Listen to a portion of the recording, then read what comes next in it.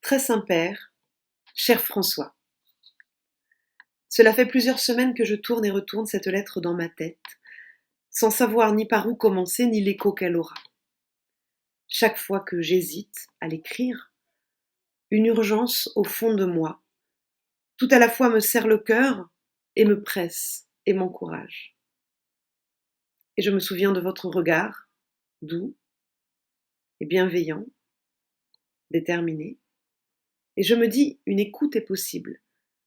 Un cœur ouvert et accueillant recevra mes mots. Alors voilà, très Saint-Père, je vous écris. Je vous écris tout d'abord pour rendre témoignage de ma foi. Mon père m'a appris lorsque j'étais enfant que la foi, ce n'est pas croire que, mais croire en. Cette distinction fondamentale rend parfaitement compte de ce que je ressens au fond de moi. J'ai toujours considéré 3 axes pour appréhender le monde. L'axe de la raison qui m'est très cher, car je me définis comme scientifique, matheuse. Le monde où croire que devient penser que, démontrer que, et parfois même savoir que. L'axe de l'émotion qui m'influence profondément, me fait vibrer et ressentir le monde au-delà des apparences. Le monde où croire que est lié à sentir que, imaginer que, vouloir que. Et puis, il y a ce 3e axe. Inimaginable peut-être pour qui ne l'a jamais envisagé. Celui qui donne toute sa verticalité à la vie et la transcende. L'axe de la foi, l'axe de la confiance, vertigineux comme un plongeon et doux comme un abandon. Cet axe guide ma vie depuis ma petite enfance, comme tout enfant, me direz-vous, qui sait ce que s'abandonner veut dire, et rapidement comme une adulte, qui choisit cet abandon comme un ravissement. Se laisser ravir par l'esprit pour qu'il nous élève et nous renforce. Ce 3e axe est là quand les 2 autres cèdent. Et grâce à lui, grâce à l'amour du Christ dont j'ai lu inlassablement les paroles, grâce à la présence de Dieu en moi même quand je lui ai fermé ma porte, aujourd'hui je peux affirmer avec force et assurance « je crois » dans tous les sens que le français donne à ce verbe. Mon père est mort il y a 2 ans, et j'ai cru que toutes mes forces m'avaient abandonné. Ma raison s'est perdue sous les coups trop violents de mes émotions.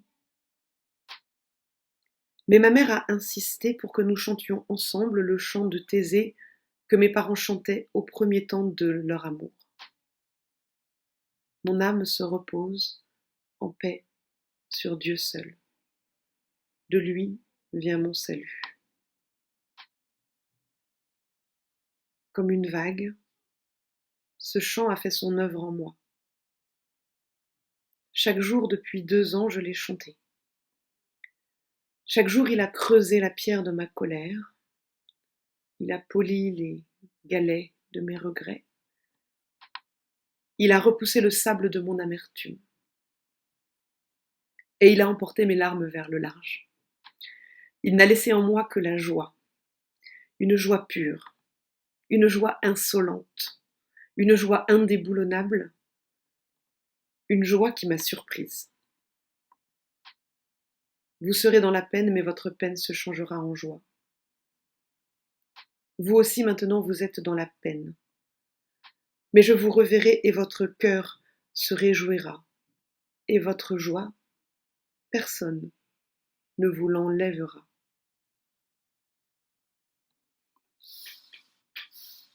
Il me faut à présent en venir à l'objet de ma lettre.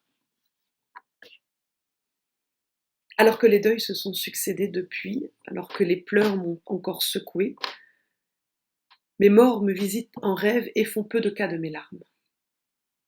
Et je me dis à moi-même, femme, pourquoi pleures-tu? Je sens en moi cet appel comme un cri, comme une urgence.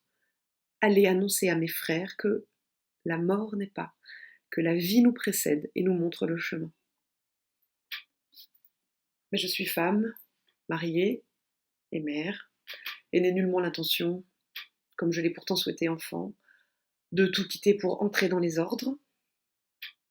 J'ai d'ailleurs un rapport assez conflictuel avec l'idée même d'ordre. C'est pourtant bien un ordre que j'entends au fond de moi et qui frappe à ma porte, plus fort depuis la mort de mon père, une semaine après Pâques, puis celle de son frère dans la nuit du vendredi saint de cette année. On frappe à ma porte, et je dois ouvrir. Cette foi qui m'anime, je la mets au service de mes semblables depuis de nombreuses années. Enfant de chœur, puis lectrice à l'église, engagée dans diverses actions d'aumônerie, j'ai été comédienne, vivant chaque représentation comme un dialogue avec Dieu. Que le texte soit spirituel, l'annonce faite à Marie, la cantate à 3 voix, ou totalement païen, tragédie, comédie, pièce classique ou contemporaine, spectacle pour enfants, marionnettes dans les maisons de retraite, danse dans les orphelinats. Dieu était avec moi, toujours, à l'image de Mireille Nègre, que j'ai rencontrée lorsque j'avais 10 ans, et qui, selon ses propres dires, dansait pour Dieu. Moi, j'ai joué pour Dieu. J'ai fait rire, pleurer, grincer des dents pour Dieu. Je sais qu'il était là, non pas au-dessus de moi, mais dans moi, comme le filament de l'ampoule. Mais on n'allume pas une lampe pour la mettre sous le boisseau. On la met sur le lampadaire, et elle brille pour tous ceux qui sont dans la maison.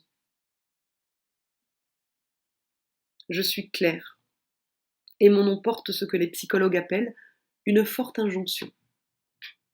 Je dois être claire, et je dois éclairer. Aujourd'hui, j'ai cessé d'être comédienne, mais je n'ai pas cessé de vivre cette transcendance. Je porte une autre parole, non pas celle des auteurs dramatiques, mais celle des psychologues qui étudient ce qui fait que la vie vaut la peine d'être vécue, pour reprendre les mots des fondateurs de la psychologie positive. Le devoir déontologique d'une certaine laïcité dans les rapports professionnels ne m'empêche pas, en tant que consultante et formatrice en entreprise, de porter à ma manière une bonne parole et de promouvoir, dès que l'occasion se présente, des rapports plus humains et plus chargés d'amour au sein des entreprises, dans les relations managériales et dans les relations clients. Vaste programme, mais qui me passionne et fait écho à ma foi. Depuis une dizaine d'années, la rencontre de prêtres, devenus depuis des amis, l'ouverture et le dynamisme de ma paroisse à Charenton m'ont fait prendre de plus en plus de missions au sein de cette communauté. Auprès des enfants d'abord, puis dans l'accueil et l'accompagnement d'une famille de réfugiés syriens, en réponse à votre appel. Auprès d'adolescents lors d'une année de réflexion autour de Laudato Si. Et au jour le jour, pour l'animation des chants, des lectures, l'accueil lors des messes, la vie de la paroisse et le maintien du lien avec les plus fragiles pendant les mois du confinement. Aujourd'hui, je sens qu'il me faut aller plus loin et différemment, prendre la parole pour porter la parole.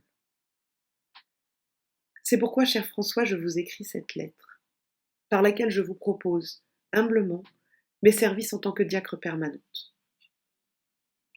Cela n'existe pas, me direz-vous peut-être. Cela ne se peut pas, aujourd'hui. Ou cela bouscule-t-il les pions sur l'échiquier de l'Église? C'est possible.